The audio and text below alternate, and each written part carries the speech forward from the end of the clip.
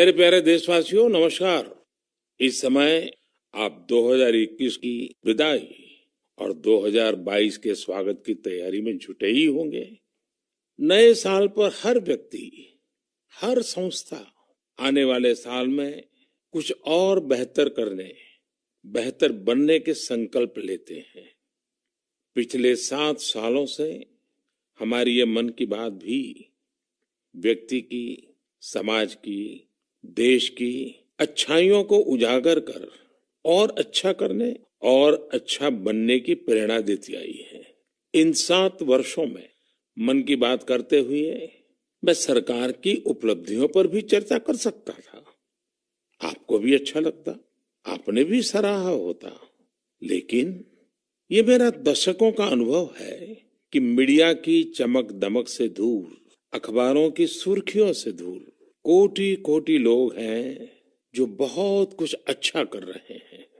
वो देश के आने वाले कल के लिए अपना आज खपा रहे हैं।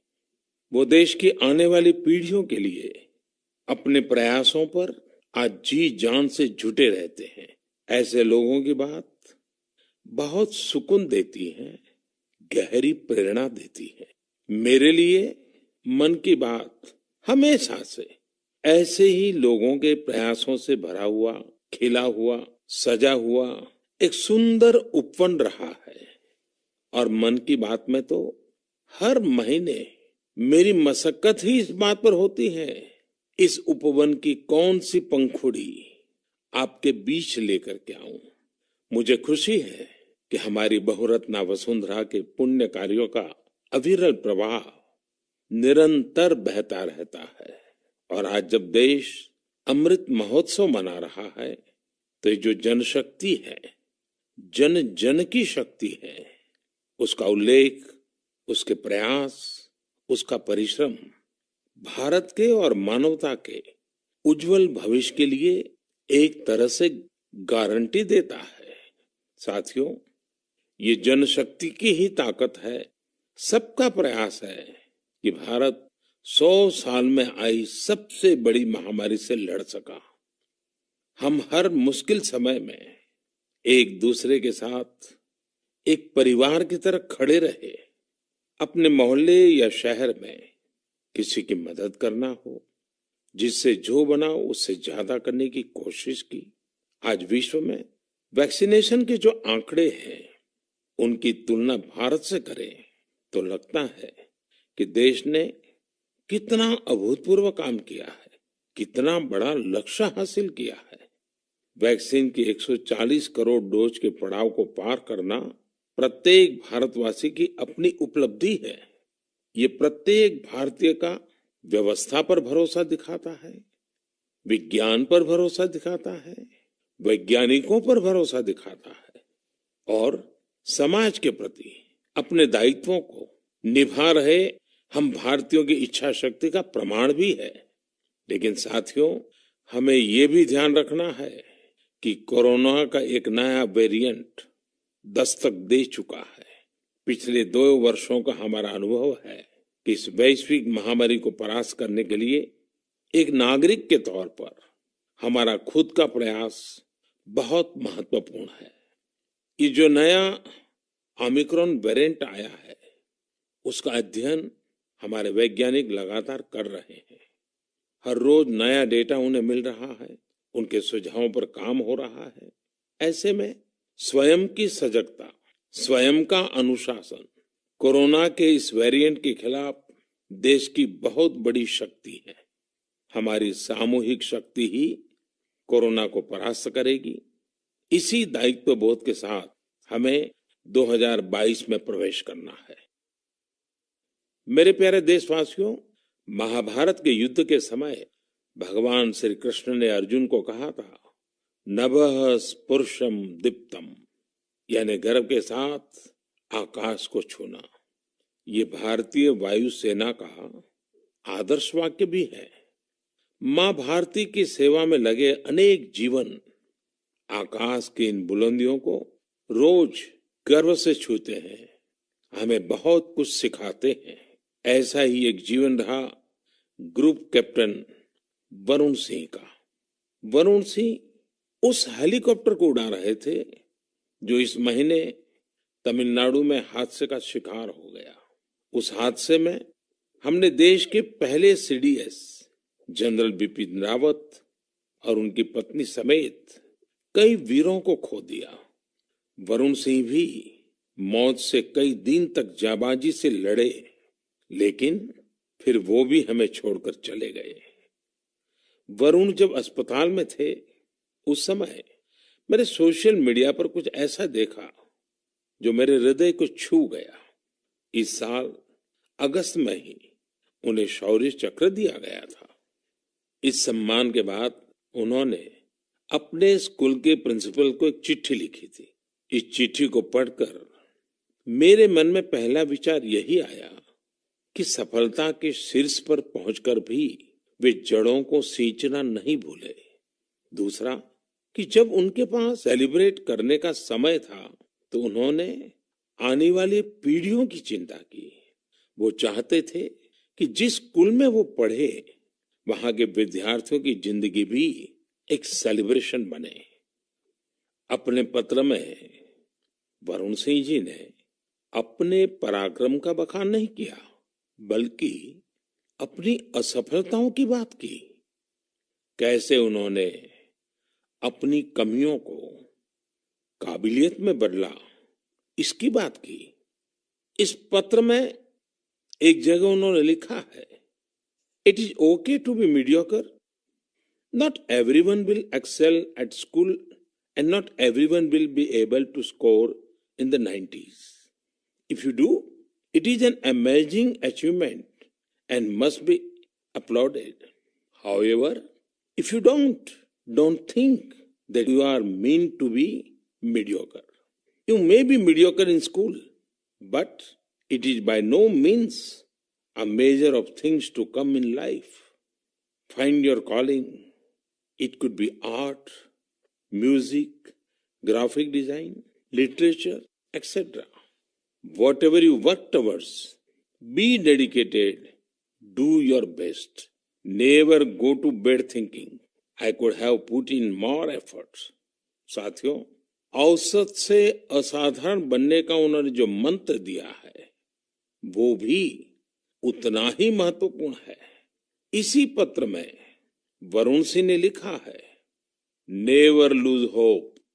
Never think that you cannot be good at what you want to be. It will not come easy. It will take sacrifice of time and comfort.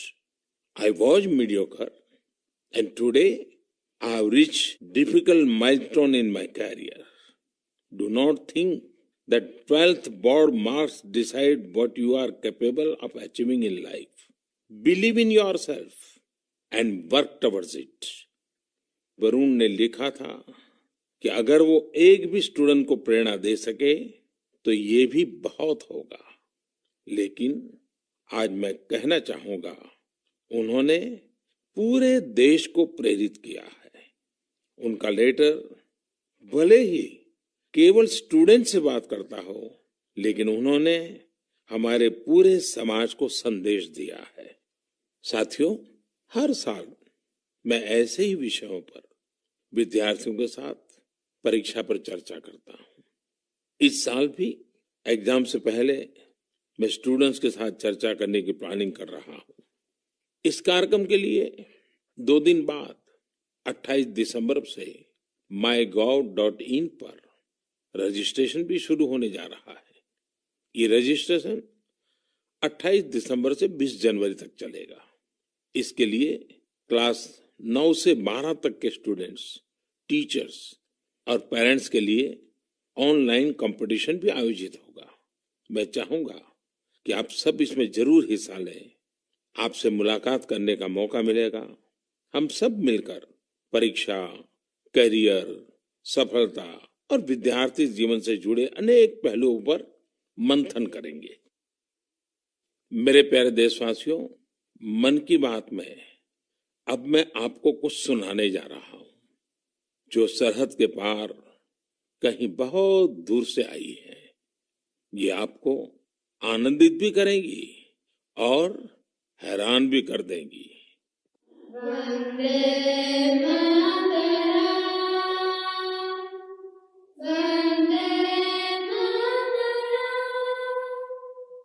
Sujalam सुफलाम मलयज शीतलाम, स्वस्ति श्यामलाम मातरम, वंदे मातरम,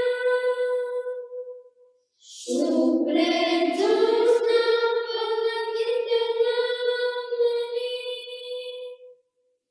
फूलकुसुमितं नृमदलसावनी, सुखासिनी सुमधुरभाषिणी, सुखदं वरदं मातरं, वन्दे मातरं, वन्दे मातरं। मुझे पूरा विश्वास है कि ये सुनकर आपको बहुत अच्छा लगा होगा, गर्व की अनुभूति हुई होगी। वंदे मातरम में जो भाव निहित है वो हमें गर्व और जोश से भर देता है। साथियों, आप ये जरूर सोच रहे होंगे कि आखिर ये खूबसूरत वीडियो कहाँ का है, किस देश से आया है। इसका जवाब आपकी हैरानी और बढ़ा देगा। वंदे मातरम प्रस्तुत करने वाले ये स्टूडेंट्स ग्रीस के हैं। वहां वे इलिया के हाई स्कूल में पढ़ाई करते हैं। इन्होंने जिस खूबसूरती और भाव के साथ वंदे मातरम गाया है वो अद्भुत और सराहनीय है। ऐसे ही प्रयास दो देशों के लोगों को और करीब लाते हैं। मैं ग्रीस के इन छात्र छात्राओं और उनके टीचर्स का अभिनंदन करता हूँ। आजादी के अमृत महोत्सव के दौरान किए गए उनके प्रयास की सराहना करता हूँ। साथियों, मैं लखनऊ के रहने वाले नीलेश जी की एक पोस्ट की भी चर्चा करना चाहूंगा।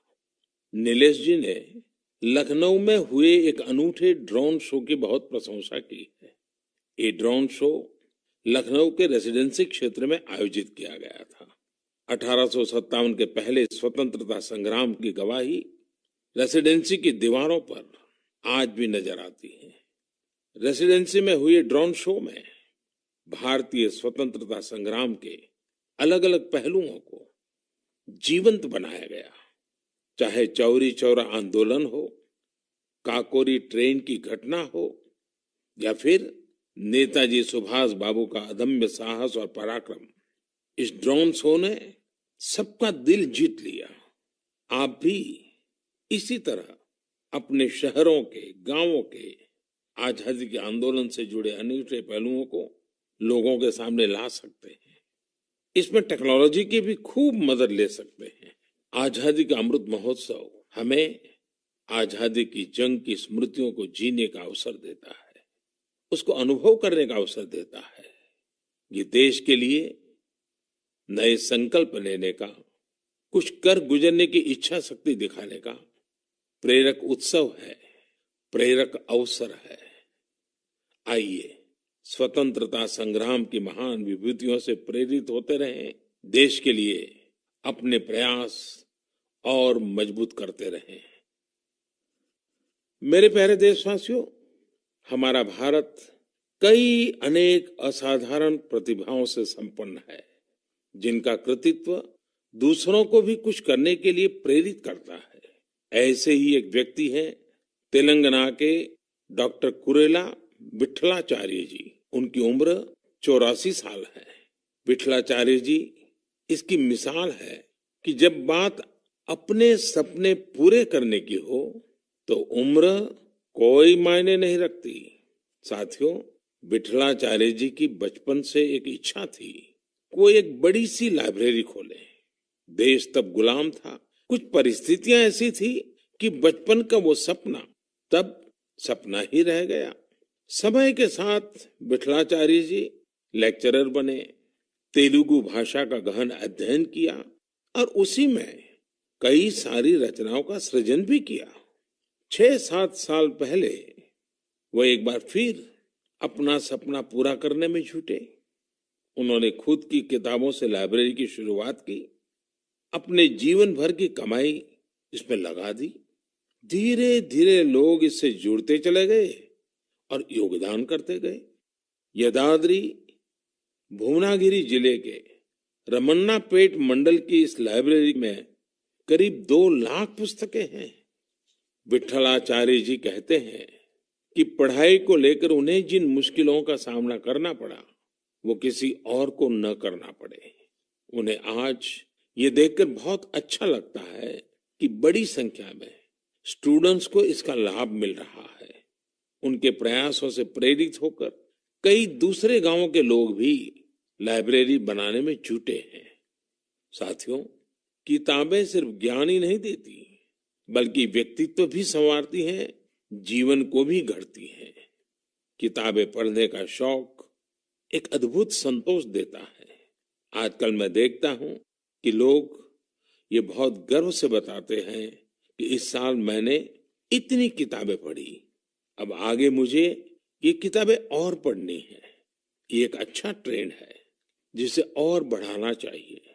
मैं भी मन की बात के श्रोताओं से कहूंगा कि आप इस वर्ष की अपनी उन 5 किताबों के बारे में बताएं जो आपकी पसंदीदा रही हैं। इस तरह से आप 2022 में दूसरे पाठकों को अच्छी किताबें चुनने में भी मदद कर सकेंगे। ऐसे समय में जब हमारा स्क्रीन टाइम बढ़ रहा है, बुक रीडिंग अधिक से अधिक पॉपुलर बने, इसके लिए भी हमें मिलकर प्रयास करना होगा।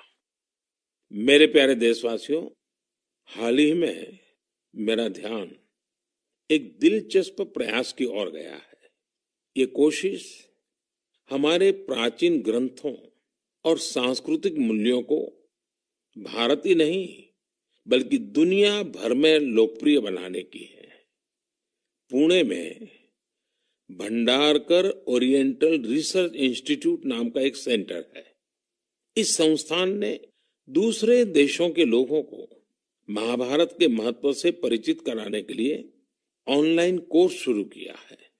आप ये जानकर हैरान रह जाएंगे कि ये कोर्स भले अभी शुरू किया गया है, लेकिन इसमें जो कंटेंट पढ़ाया जाता है उसे तैयार करने की शुरुआत 100 साल से भी पहले हुई थी। जब इंस्टीट्यूट ने इससे जुड़ा कोर्स शुरू किया तो उसे जबरदस्त रिस्पांस मिला।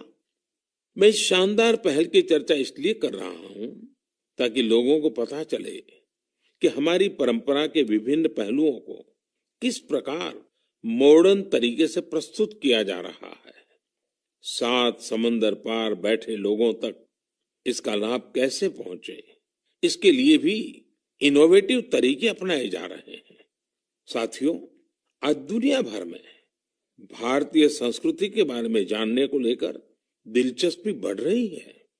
अलग अलग देशों के लोग न सिर्फ हमारी संस्कृति के बारे में जानने के लिए उत्सुक हैं, बल्कि उसे बढ़ाने में भी मदद कर रहे हैं।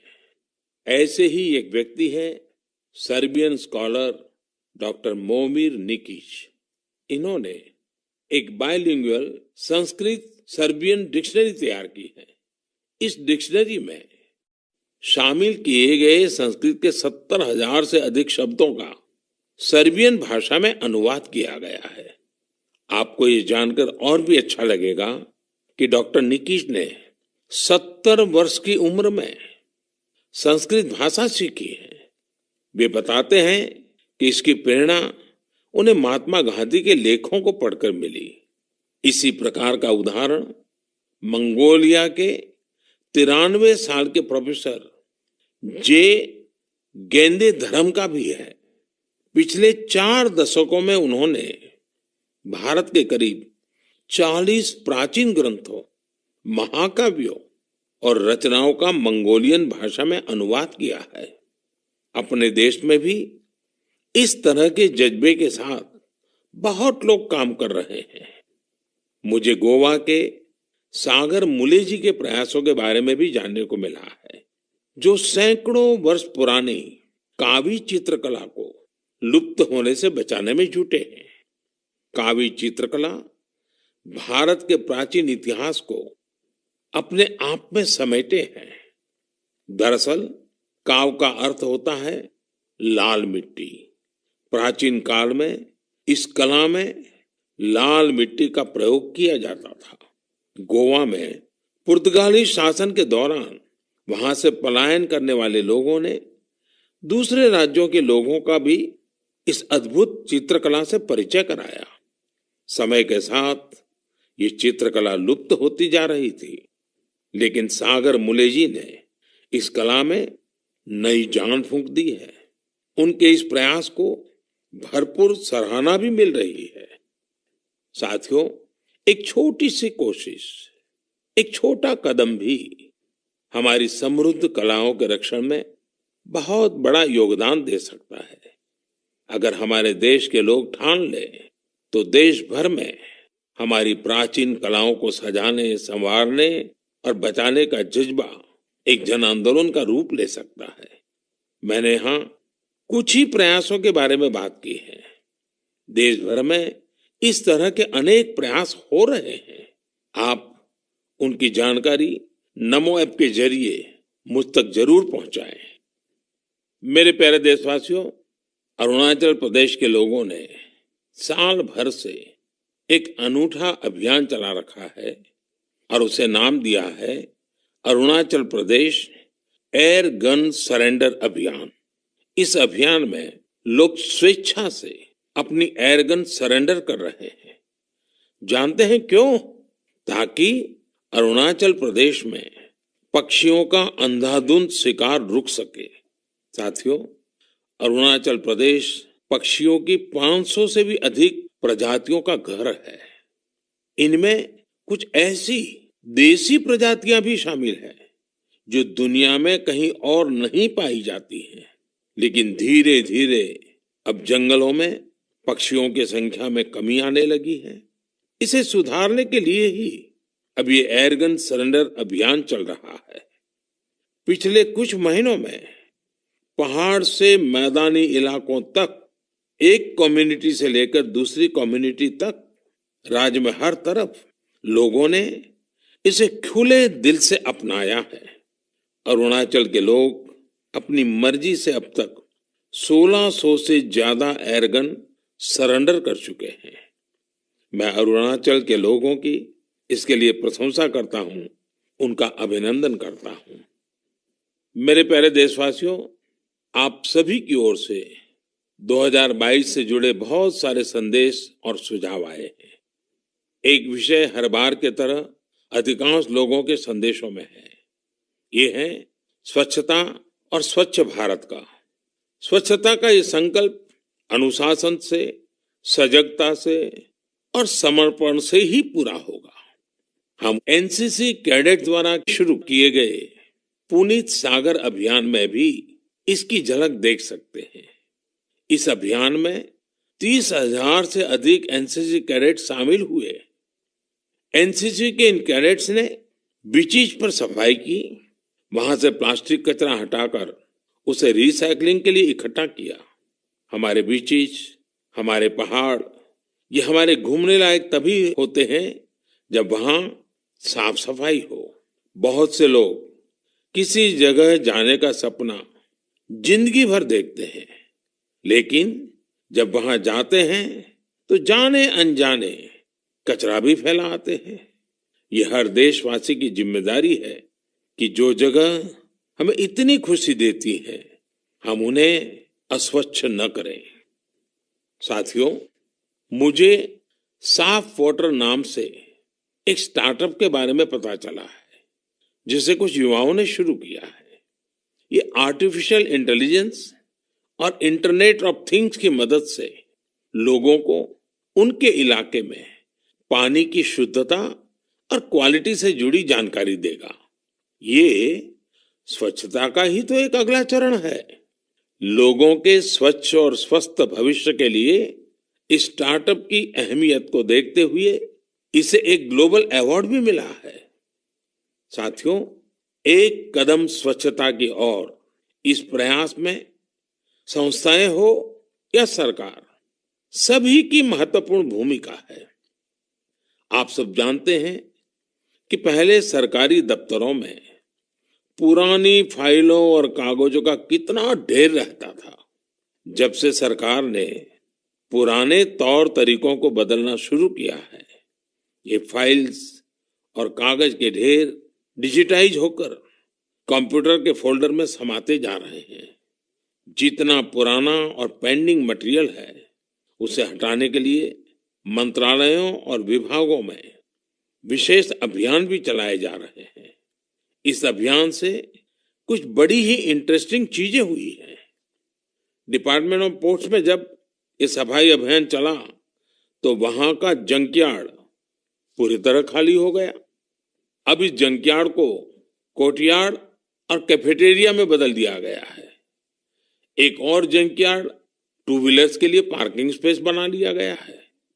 इसी तरह पर्यावरण मंत्रालय ने अपनी खाली हुए जंकयार्ड को वेलनेस सेंटर में बदल दिया। शहरी कार्य मंत्रालय ने तो एक स्वच्छ एटीएम भी लगाया है। इसका उद्देश्य है कि लोग कचरा दें और बदले में कैश लेकर जाएं।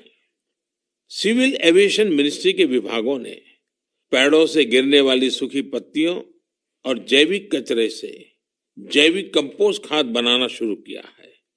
ये विभाग वेस्ट पेपर से स्टेशनरी भी बनाने का काम कर रहे हैं। हमारे सरकारी विभाग भी स्वच्छता जैसे विषय पर इतने इनोवेटिव हो सकते हैं। कुछ साल पहले तक किसी को इसका भरोसा भी नहीं होता था, लेकिन आज ये व्यवस्था का हिस्सा बनता जा रहा है। यही तो देश की नई सोच है, जिसका नेतृत्व सारे देशवासी मिलकर कर रहे हैं। मेरे प्यारे देशवासियों, मन की बात में इस बार भी हमने ढेर सारे विषयों पर बात की। हर बार की तरह 1 महीने बाद हम फिर मिलेंगे, लेकिन 2022 में हर नई शुरुआत अपने सामर्थ्य को पहचानने का भी एक अवसर लाती है। जिन लक्ष्यों की पहले हम कल्पना भी नहीं करते थे, आज देश उनके लिए प्रयास कर रहा है। हमारे यहाँ कहा गया है, क्षणशः कणश्चैव विद्याम अर्थंच साधयेत्। क्षणे नष्टे कुतो विद्या, कणे नष्टे कुतो धनम। यानी जब हमें विद्या अर्जित करनी हो, कुछ नया सीखना हो, करना हो, तो हमें हर एक क्षण का इस्तेमाल करना चाहिए।